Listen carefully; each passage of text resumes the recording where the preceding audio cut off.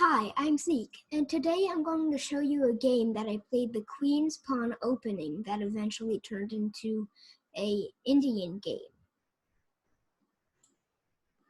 So, I did d4 and they responded with knight f6, holding this square, getting ready to push this pawn 2 squares. I moved to f3 and they pushed their c on 1 square to c6. I moved my bishop to f4 and they moved their pawn to d5. I moved my pawn to e3 and they moved their pawn to e6, and this is starting to look like a London. A London is where you have this nice pawn structure and the knight is holding these squares and the bishop has this row. And so this, and the knight here has these 2 squares, and then the queen comes and pins my knight. So I break the pin and keep doing my London, and this is holding this square and this square, preventing this bishop from being very useful. Can't go there, so its only move is there. So they push the pawn, I take, and they take with the bishop. I push my pawn to split the bishop and the queen by attacking like this, and then it's protected like this. They take, because it's the only thing that they can take, and I take the bishop, and the queen is still pinning my knight. I attack the queen, so they move there to attack my pawn, which is now unguarded. I check. They interpose with the knight. I wanted them to interpose with the bishop, because then I take, he takes, and then I take their, he takes, and then I take their pawn here and get my rook down on the 7th rank.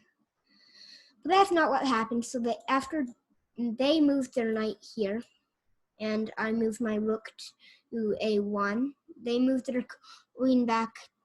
They moved their queen to b4, attacking my bishop. The nice way to prevent it from taking is to do that, so that if they take the bishop, I take the queen. And then, so the queen moves to a3, and I move my queen here to b3, attacking the queen. Now their queen moves away, so now I know that they're not willing to trade, so I can keep attacking the queen with my queen until their queen has no squares. Their queen moves back, and I move my knight to c4, to d4, attacking this knight, which is pinned. It's the whole reason I moved my bishop there. And another reason why I moved my queen there is to get a pin on this king. They moved their bishop there, and I pushed a pawn. What I want them to do is take, so that I can move my knight to here. They push. Now, I'm going to take. I want them to take so that I can do check. After king takes, I take the queen. And then they cannot recapture the rook, because then, well, I take his rook and he moves and I capture the other rook. So he takes the bishop. I expected this, and it's what I wanted him to do. I check. He takes the knight, because he cannot take with the king because of my queen. And now I take the queen with my rook, and as I said, they cannot recapture because they're there and there. Now they castle, so I attack this knight, getting 2 pieces on this knight, and they only have 1 protecting. I'll take the rook after they take and I take. I'll be up a pawn.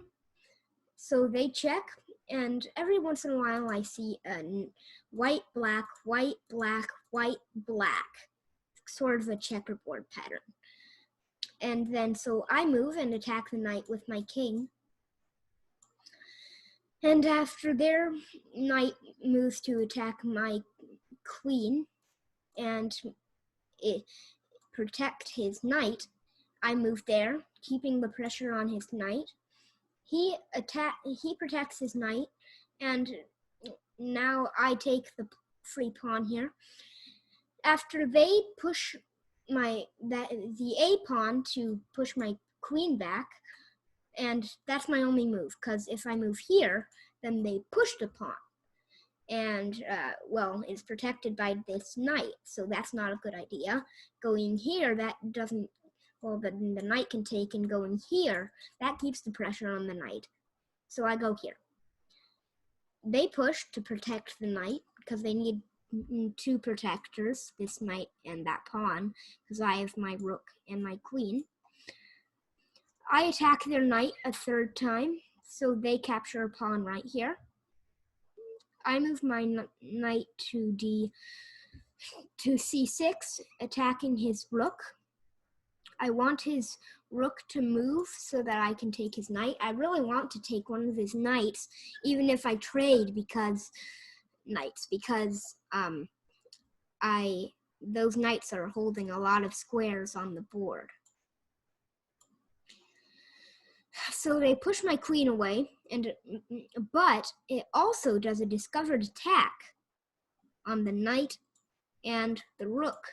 So it's basically a split. So after they push my queen away by pushing the A pawn, I take the knight. After they attack my queen, and which pins it to my king. So it looks like I'm going to lose it, but I move here, which stops the pin. They attack my queen again, so I go here, which pins the rook to the king. If they take my queen, then I do checkmate. So they saw that and they took my rook. So I move my queen to b7, and they move their rook back to f8 to help guard this unprotected pawn here. I move my knight to d7, attacking the rook and the knight. They check. I move. They go there. Now, the reason why this isn't a very good, well, it's an okay move. I take the pawn, and they take. Now, I have checkmate in 3 moves. Check, and here's where they resigned. But it would happen after rook take check, and knight interpose and take the knight.